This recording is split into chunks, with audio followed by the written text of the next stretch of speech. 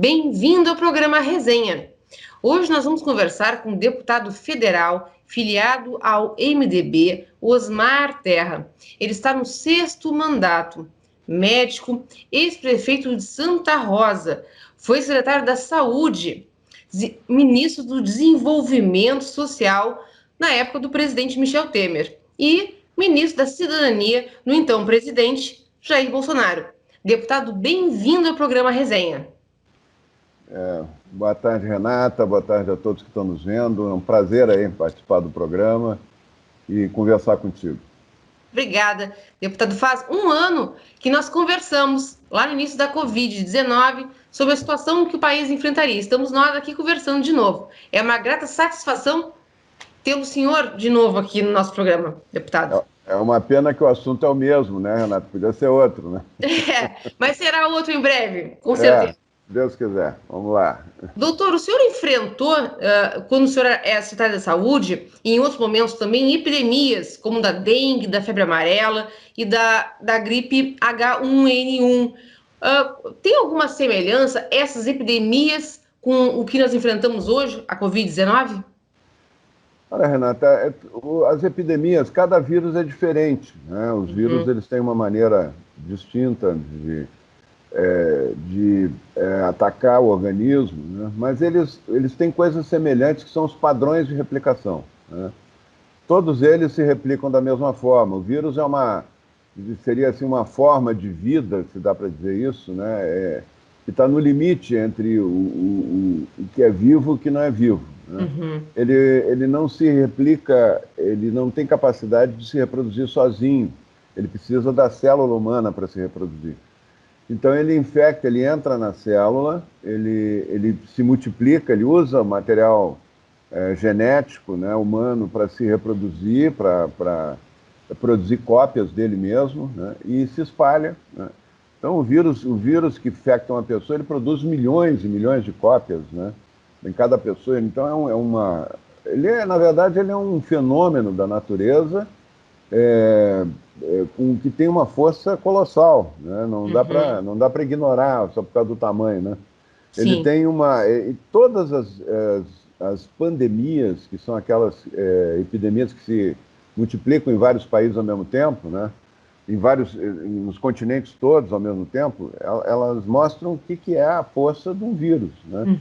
Um vírus que surge lá no interior da China, de repente assombra o mundo inteiro em 2, 3 meses, né? E produz danos enormes, né? Mata pessoas, né? Produz uma alteração. Então, mas os vírus todos pandêmicos são assim, né? A gente fala em pandemia, parece que a primeira pandemia que existe é essa, não foi, né? Nós temos, eu só durante meu período de vida eu já vivi 5 pandemias. Elas vêm mais ou menos de 10, 15 anos, 15 em 15 anos tem uma pandemia, em média, né? E teve a gripe asiática em 57, que foi muito mais letal do que essa, né? O pessoal acha que o coronavírus ele matou muita gente, né? E para mim morte não é um número, né? A vida não tem preço. É uma tragédia humana cada morte. Eu perdi amigos, perdi parentes já nessa epidemia do coronavírus, né? Mas eu posso dizer que o vírus da gripe asiática, que foi o H2N2, ele matou mais do que esse, né? Em uma população do mundo que era menor. Era 1/3 da população atual, em 57. A mesma coisa a gripe Hong Kong, em 68, matou, na época, 2 milhões de pessoas, né? Com um mundo que era 40% da população atual. Depois teve a gripe russa, em 57, também foi uma pandemia, assolou o mundo todo. Depois teve o H1N1, em 2009, né? Que eu tive... Por circunstância, eu tive que enfrentar como secretário de saúde. Eu fui coordenador do enfrentamento, né? Foi o primeiro lugar do Brasil a ter, a gente nem sabia como é que era o vírus, como é que ele ia se comportar, né?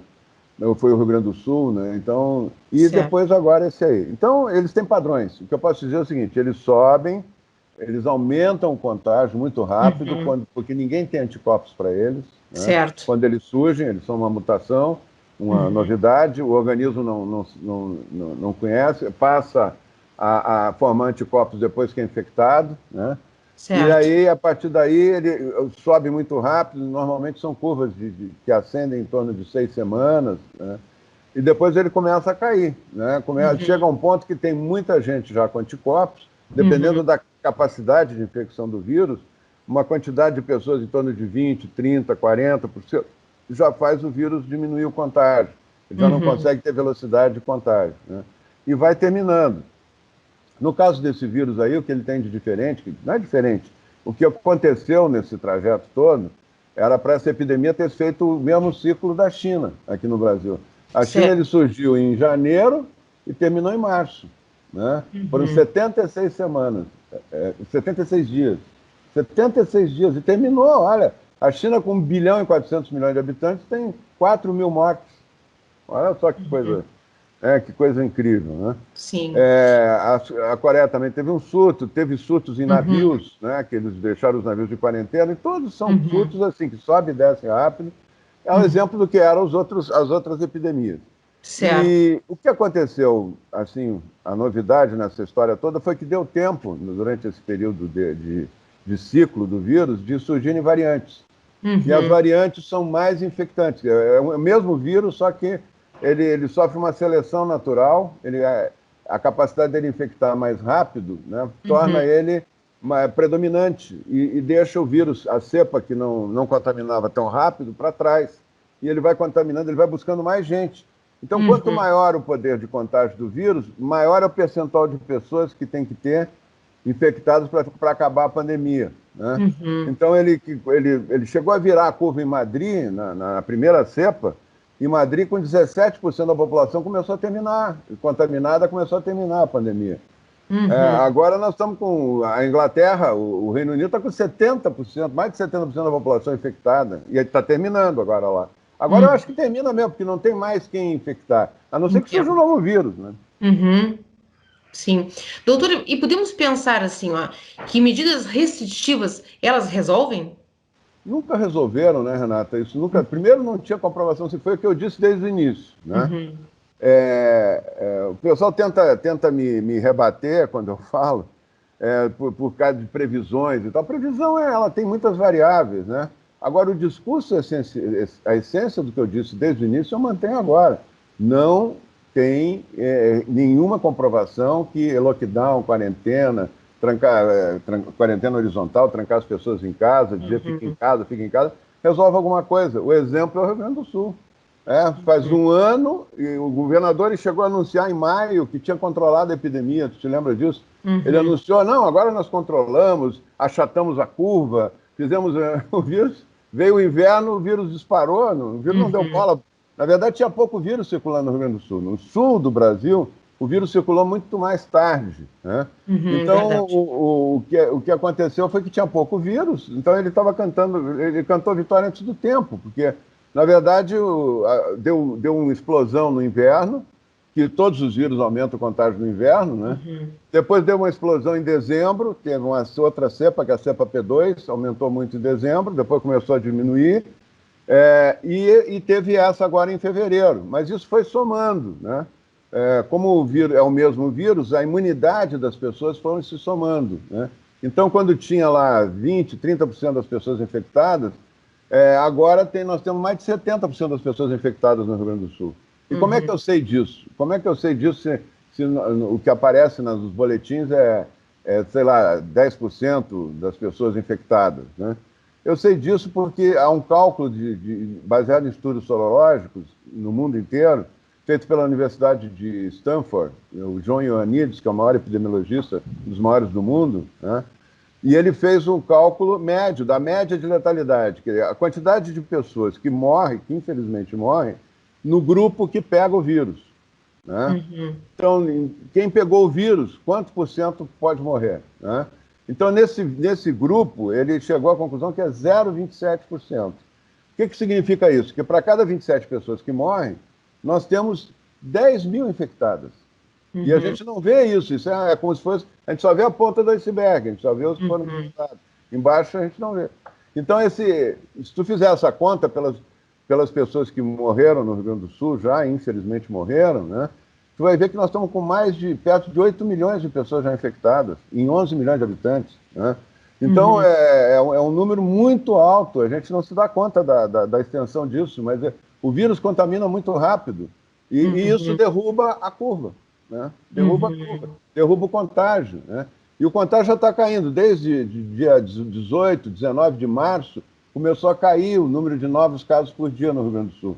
Já que está caindo o número de pessoas internadas, já pode ver que os hospitais estão começando a respirar um pouco, e começou a cair o número de mortes também, que isso é uma sequência de tempo, né?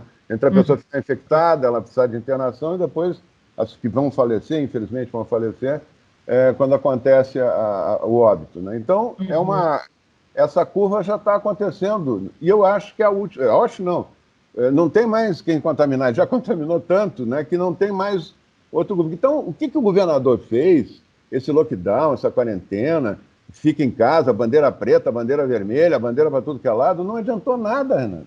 Não adiantou nada. O Rio Grande do Sul, se fosse um país separado hoje, olha que coisa grave isso. Se ele fosse um país separado, ele seria o 4º país do mundo em número de mortes. Sabe o que é isso? O 4º do mundo. Ele está passando a Bélgica. A Bélgica era campeã mundial de mortes. Ele está passando a Bélgica, e proporcionalmente à população.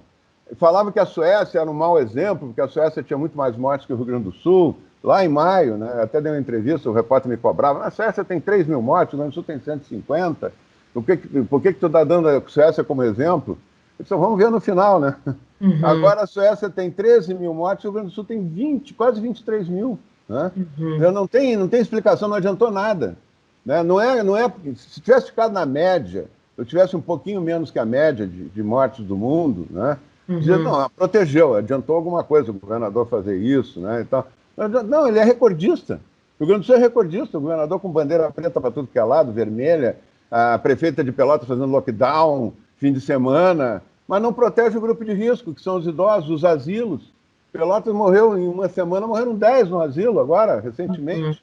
Quer dizer, não adianta fazer pirotecnia, tem que proteger o grupo de risco, proteger as pessoas o máximo possível com proteção individual, máscara, distanciamento de 1,5 m, lavar as mãos, passar álcool gel e trabalhar e levar a vida.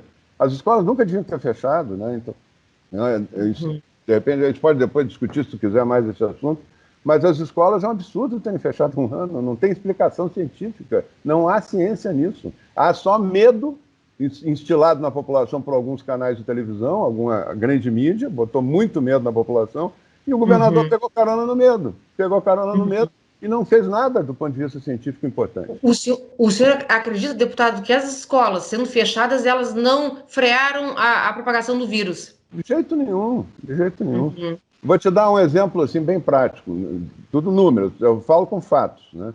A Suécia, em um ano, abertas as escolas, não fechou nunca as escolas.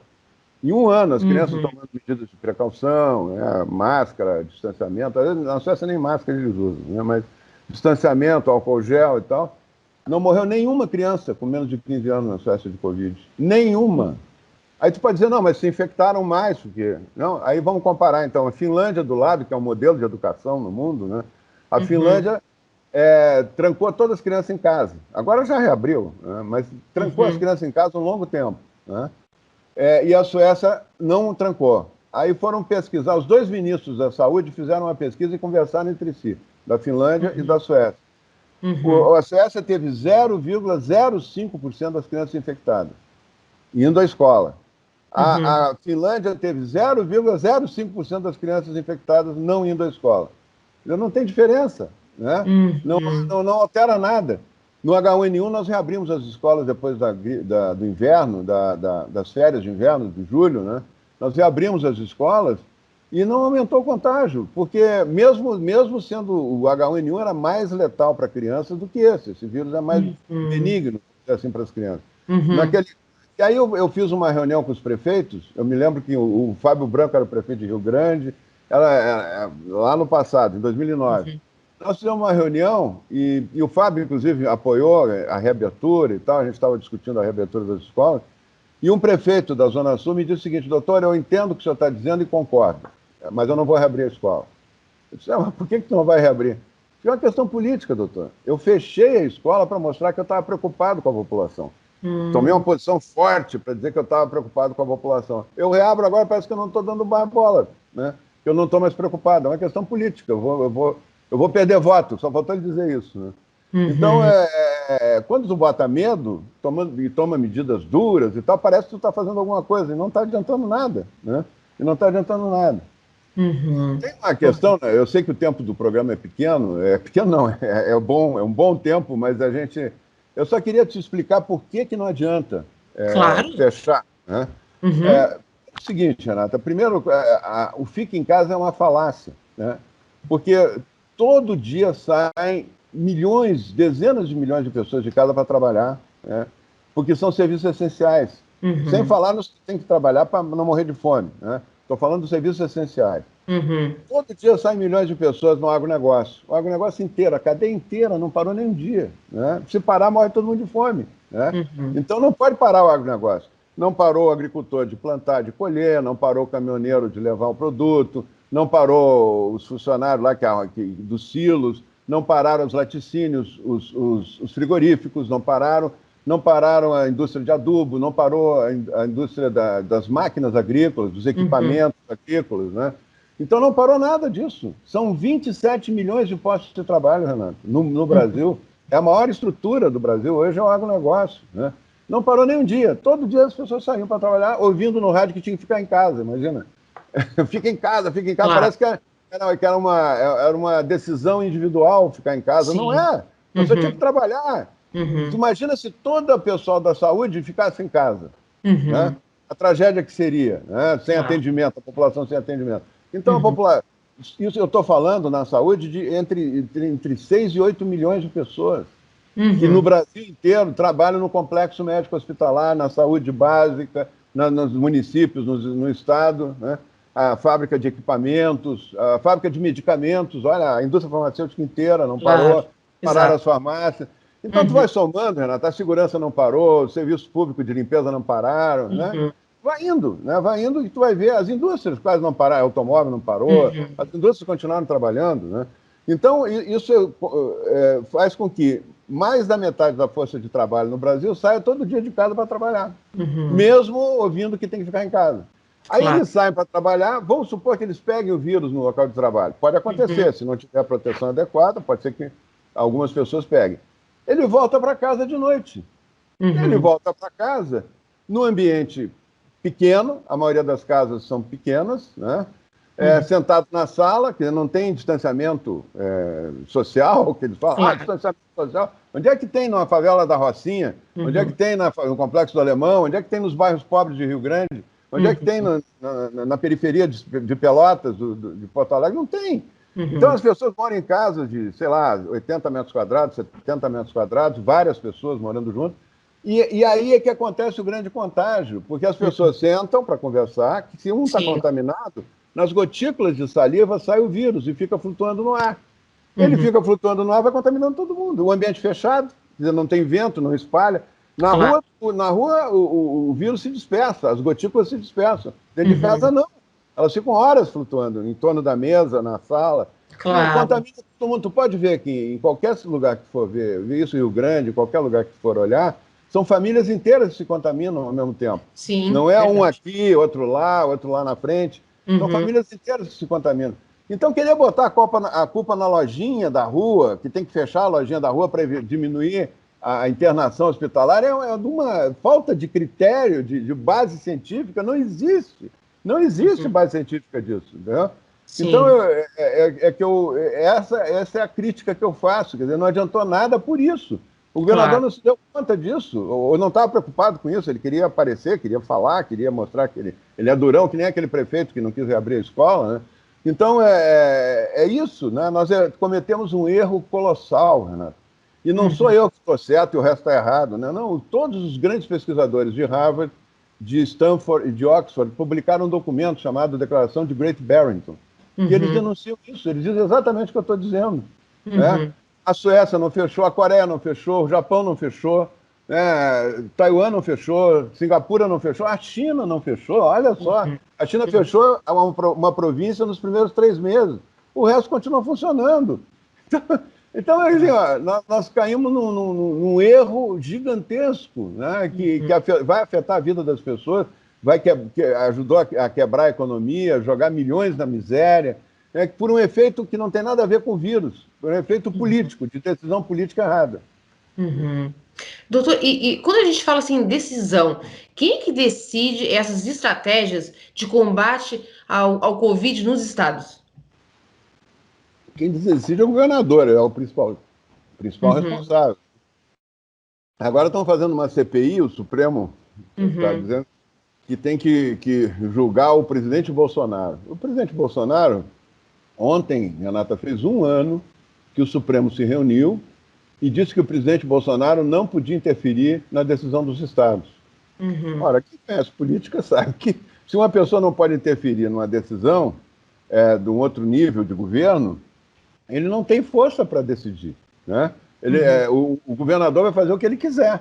Os governadores se combinaram, foi feito um efeito manada, assim, todos eles começaram um querer mostrar que fazia mais que o outro, que nem aquele prefeito que não queria reabrir a escola, né? uhum, Para mostrar que estava fazendo alguma coisa politicamente. Compraram uma ideia errada, que veio lá da Inglaterra, veio lá do Imperial College, que iam morrer 50 milhões de pessoas no mundo, no Brasil iam morrer 1,5 milhão, 2 milhões, depois era 1,5 milhão, depois era 1,2 milhão.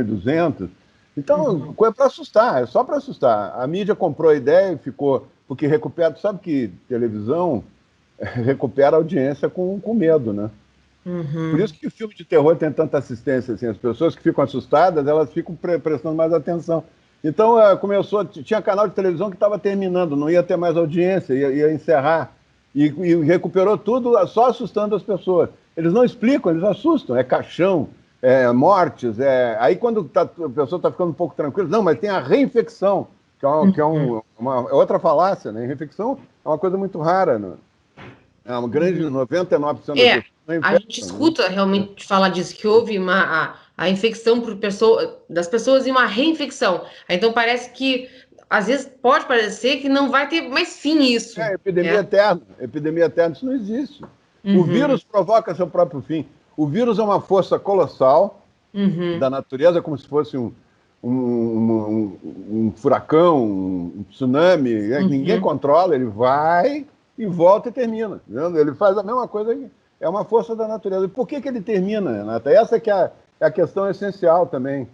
Ele termina porque ele gera uma imunidade gigantesca nas pessoas. Todo uhum, mundo que ele contamina fica imune. Se eu estou te dizendo que 70% das pessoas, dos habitantes do Rio Grande do Sul, provavelmente já têm anticorpos, já foram infectados, uhum, eles têm anticorpos. Eles estão vacinados, Renato. uhum, A vacina é o próprio vírus. O que é a vacina? É o vírus que te dá a infecção inativado. Tu faz um uhum, processo químico e térmico ali para o vírus ficar meio mortinho lá e injeta o vírus na pessoa. Para ele uhum, não produzir doença, mas produzir os anticorpos, ele gerar anticorpos. Ora, se tu uhum, foi infectado pelo vírus e se curou, tu está com anticorpos lá em cima. Eu fiz o exame ontem de anticorpos. Eu peguei a Covid há 5 meses e meio, mais ou menos, atrás. Né? uhum, E uhum, fiz os exames de anticorpos ontem, eu estou com os anticorpos lá em cima. Muito mais do que se eu tivesse me vacinado. Né? uhum, Eu não vou me vacinar agora, eu vou esperar, vou dar meu lugar para quem não tem anticorpos, né? E precisa de anticorpos para se defender do vírus. Agora, mais tarde, se estiver sobrando vacina, lá na frente, porque a vacina, inclusive, aconteceu um fenômeno nessa epidemia que produziram vacina durante a epidemia, que nunca, da pandemia, a primeira pandemia que se produz a vacina durante a pandemia. Isso nunca tinha acontecido. Sempre o H1N1 terminou em outubro e só em maio do ano seguinte é que teve vacina, né? E uhum, essa o mundo estava todo mundo tão assustado que fizeram, realmente, se dedicaram, não testaram, é uma vacina que tem pouco teste também, mas tudo bem. Ela está aí, é para ser feita, principalmente para quem não pegou ainda, quem não tem anticorpos, né? Então, mas só que, como é um espaço muito curto de tempo, a produção é gigantesca, são bilhões de doses, uhum, eles não têm estrutura industrial ainda para isso, eles estão fazendo a estrutura industrial agora. Então, a demanda é muito, infinitamente maior que a oferta da vacina. uhum, Por isso que o Brasil já comprou 500 milhões de doses e só tem. É, e só conseguiu vacinar 11% da população, né? 30, 40 milhões, e está vacinando, é dos 5 que mais vacinam no mundo. Mas, uhum, a vacina vai demorar, não é a vacina que termina com a pandemia. O que termina com a pandemia é a imunidade que o vírus causa. Como em todas uhum, as pandemias é assim. Então uhum, nós estamos indo para o fim agora. Esse é o último ciclo, na minha opinião, uhum, olhando o cenário, é, considerando a imunidade das pessoas, né, porque isso, a imprensa não fala nessa imunidade natural, né, parece que não existe. Tem que vacinar todo mundo para acabar com a pandemia. Né? As pessoas já estão vacinadas. Será que ninguém se dá conta disso? Nós estamos com 70% da população do Rio Grande do Sul vacinada já. Tem que vacinar quem não pegou. Eu acho que até quem pegou quiser fazer, faz, entendeu? Não tem problema. Mas isso aí nós estamos falando de 5%, 4% da população que fez 2 doses. Uma dose já tem 20 e poucos milhões de pessoas que fizeram, mas 2 doses é em torno de 4% da população. O vírus já contaminou 70%, já deu imunidade para 70%. Então, é isso que vai, nos próximos 2, 3 meses termina. Deve terminar a pandemia. Compreendo. Doutor, e os recursos federais, então, pelo que a gente entende, estão vindo para os estados, então, e sendo usados em quê? Vacinas, alas Covid? Como o senhor percebe isso? O presidente, como ele não pôde interferir na decisão dos governadores, ele faria outra estratégia, e ele faria a estratégia que sempre se fez para enfrentamento à pandemia, né? As pessoas tomarem proteção individual, organizarem o local de trabalho, um protocolo de segurança para a empresa, um protocolo de segurança para a escola, um protocolo de segurança para casa. A casa é um lugar de autocontagem, ninguém tem protocolo de segurança, as pessoas tiram a máscara quando chegam em casa, né? Ninguém orienta como fazer, né? Então, é uma questão, o presidente... Mas o que ele pode fazer? Ele pode repassar recursos, né? Ele fez isso, foi uma decisão política, né?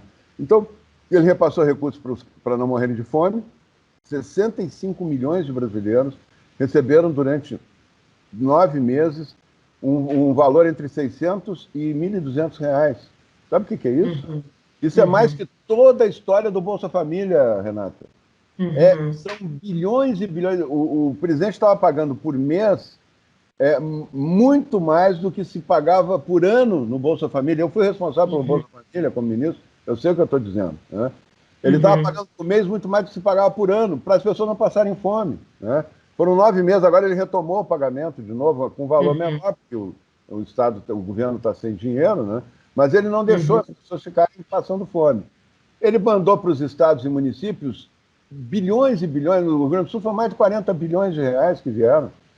Eu posso também te dizer, como quem já foi prefeito, presidente da FAMURS, eu fui secretário 8 anos, nunca se repassou um dinheiro tão grande. Nunca teve um dinheiro tão grande nos estados e municípios. Foi um valor importantíssimo. Mas aí os governos fizeram o que queriam com aquele dinheiro, né? Tem governo que botou em dia a folha, né, que estava atrasada. Essa história nós conhecemos, né?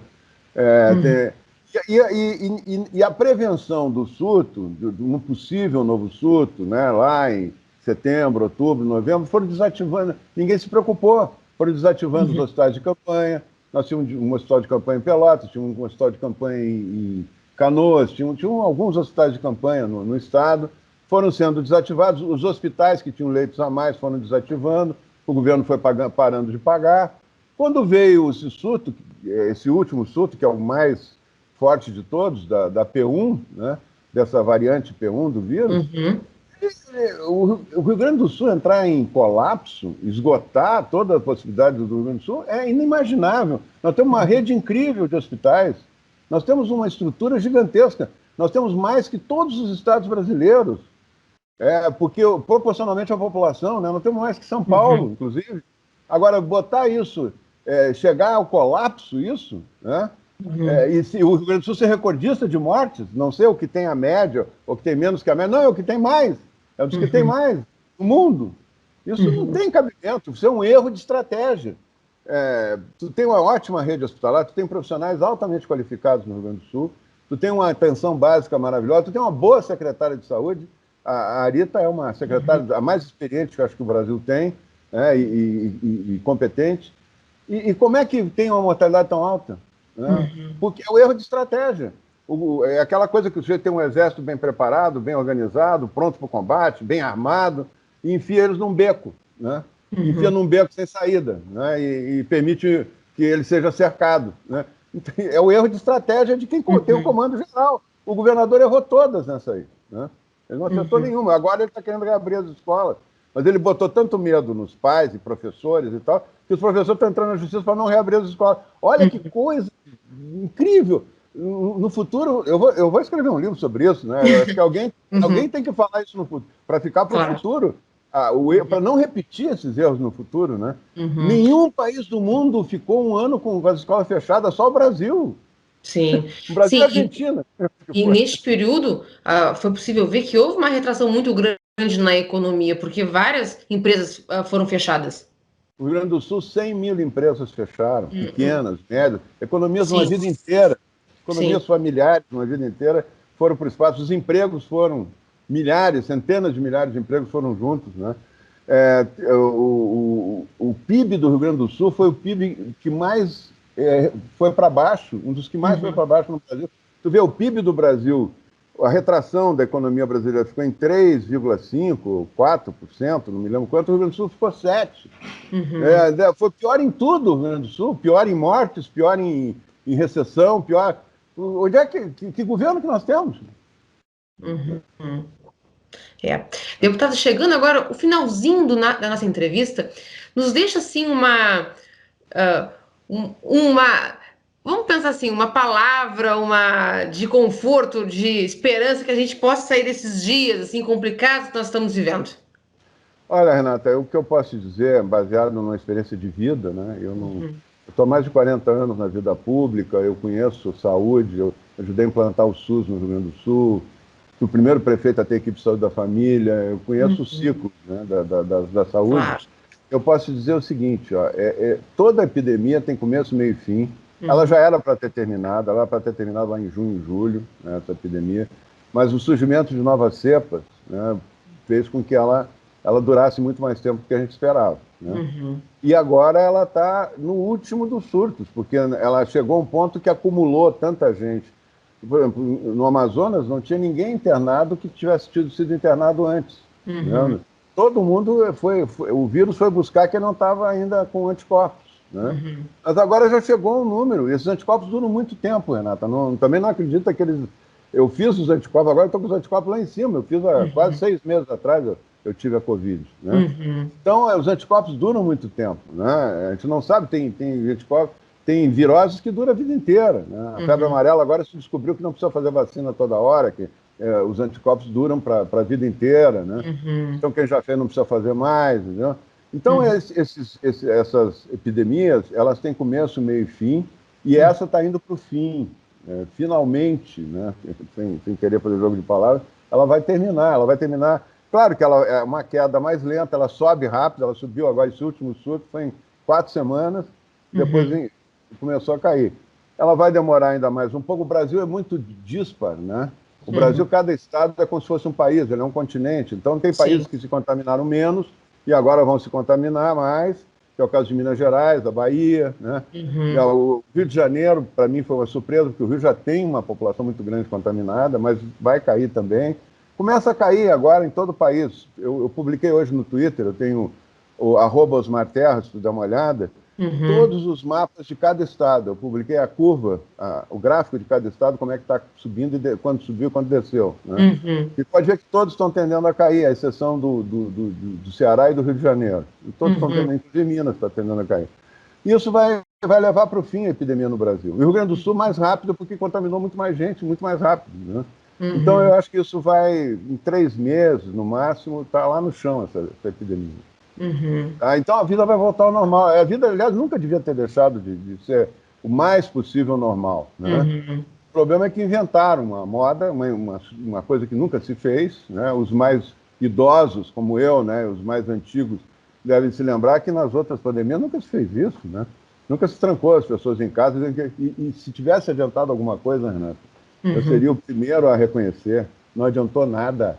Não adiantou Uhum. nada quebrar a economia, dobrar os miseráveis, jogar a população pobre, marginalizar a população pobre, até as crianças pobres, que não podem ter aula à distância, aula virtual, eles não têm equipamento, não têm sinal de internet. As Uhum. crianças pobres foram as mais prejudicadas nessa história toda, né? Uhum. Então, nós temos que nos preocupar agora que nunca mais se repitam esses erros, né?